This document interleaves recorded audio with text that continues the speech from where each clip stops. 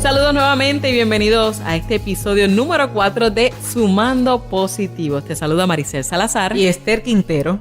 Y hoy vamos a vencer el sentimiento de culpa. Y es que, Maricel, como ser humano que eres, seguramente, como todos, hemos cometido errores.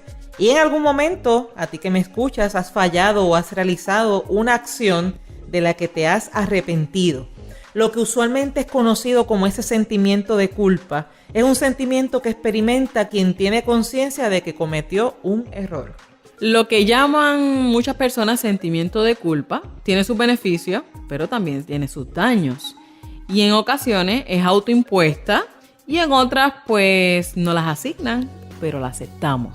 Así que comencemos hablando sobre los beneficios y esos daños del llamado sentimiento de culpa. Maricel, para que se presente lo que llaman sentimiento de culpa, primero es importante que se despierte la conciencia. Así que si estás sintiendo culpa, esa conciencia se despertó. Por lo tanto, el primer beneficio es crear conciencia de que algo, tú ponle el nombre a que es ese algo, pero ese algo no estuvo del todo bien. Y en la mayoría de las ocasiones se sabe la acción específica que despertó ese sentimiento. Así que recordamos que estar consciente implica que estamos en alerta. Esto es similar a discutir con alguien pensando en lo que le dije, o como cuando niegas una ayuda, lo que no hice o lo que pude haber hecho, y es básicamente lo que pasó por mi acción. Es correcto, Maricel, y la permanencia de ese sentimiento justamente es lo que permite la reflexión. Fíjate que si el sentimiento llega, te sientes como llaman culpable, el sentimiento llega y se va, el despertar de la conciencia pierde fuerza. Y el beneficio de ese sentimiento sería sumamente superficial. Esto lo observamos también como cuando comenzamos una tarea y no la terminamos. Como quien inicia un tratamiento o una dieta Los lunes. y solamente lo sigue los lunes, el primer día. También como quien cocina, pero nadie come y se pierde. A mami le molestaba que pasara eso y ahora de adulta yo entiendo el porqué. Se pierde tiempo, se pierde alimento, se pierde dinero, se pierde electricidad, esfuerzo. Y aquí se va perdiendo esa oportunidad de reflexionar, esa oportunidad de examinar, de pensar lo que fue por aquello que pudo haber sido. Pero ¿qué es lo que se gana con la reflexión, Esther? Pues esto es justamente el tercer beneficio, Maricel, es que la reflexión que ya tuvimos es la que promueve el cambio. Gracias a que reflexionaste, estás listo para hacer las cosas diferentes. Y el hacer las cosas diferentes te va a permitir la oportunidad de obtener resultados diferentes. Y es aquí donde llega ese resultado, ¿verdad? De un sentimiento que no gusta, se obtiene un bien. Y entonces podemos decir, valió la pena. Como dice el refrán. Y la canción. Y es que fíjate que el cierre está en manos de la permanencia y para ello el cuarto beneficio es el compromiso, porque tras ver esos nuevos resultados existe el deseo de mantenerlos y ahora tienes la conciencia y la nueva acción constante. Aunque aquí hablamos de cosas positivas, ¿podemos discutir la parte negativa del sentimiento de culpa? Es bueno discutirla porque va a ser necesario al momento de justamente comenzar a sumar positivos. Y el primer aspecto negativo del llamado sentimiento de culpa es la hiperreflexión.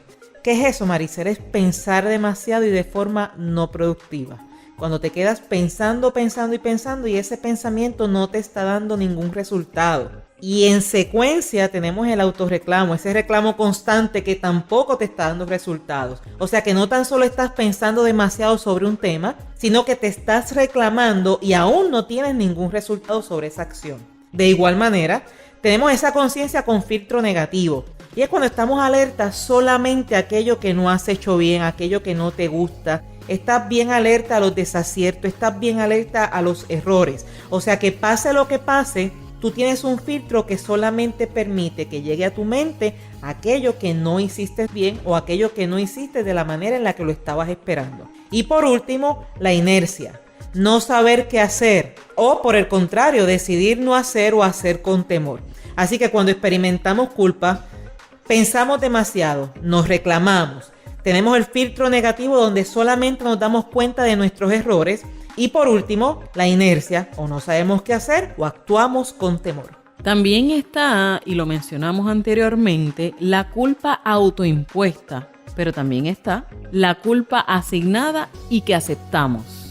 Como dice el refrán, la culpa es huérfana. Nadie quiere ser la persona que se responsabilice.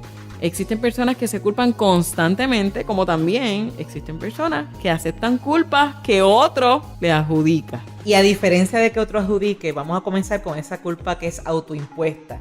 Y aquí lo interesante de esto, Maricel, es que la persona libre y voluntariamente reflexiona y acepta la acción y el resultado como producto personal. Así que dicen que la culpa es huérfana, pero en este caso la persona dice, ¿sabes qué? Yo fui, es mía, me toca, fui yo.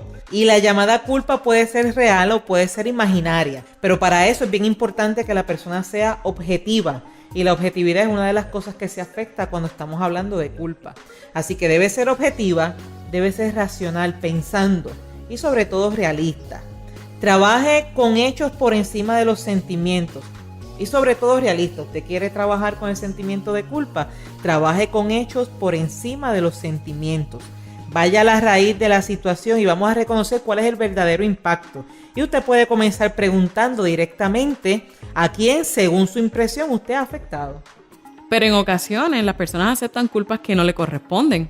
Y cuando es así, Maricel, más que un bien, realmente está realizando un daño porque le está quitando al verdadero responsable esa oportunidad de crecer.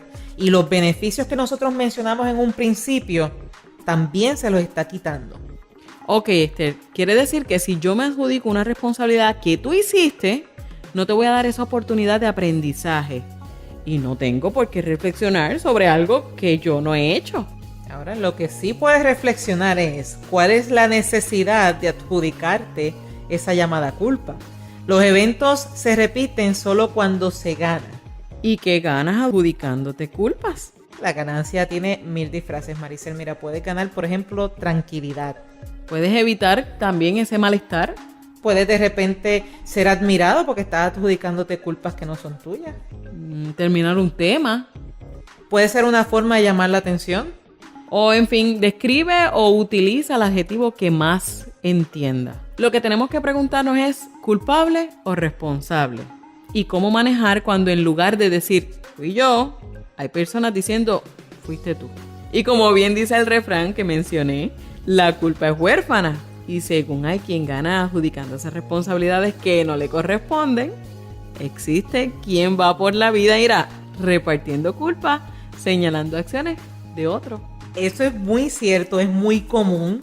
Y realmente cuando nos encontramos con este tipo de situación, estamos trabajando con personas con necesidad de un alivio personal. Porque fíjate que la culpa implica reflexión. Y la persona no desea pasar por ese proceso, ya sea por pereza, a veces nos cuesta pensar. Puede ser por temor a resultados. Si yo me pongo a reflexionar, quizás tengo unos ajustes que hacer y en este momento no me interesan.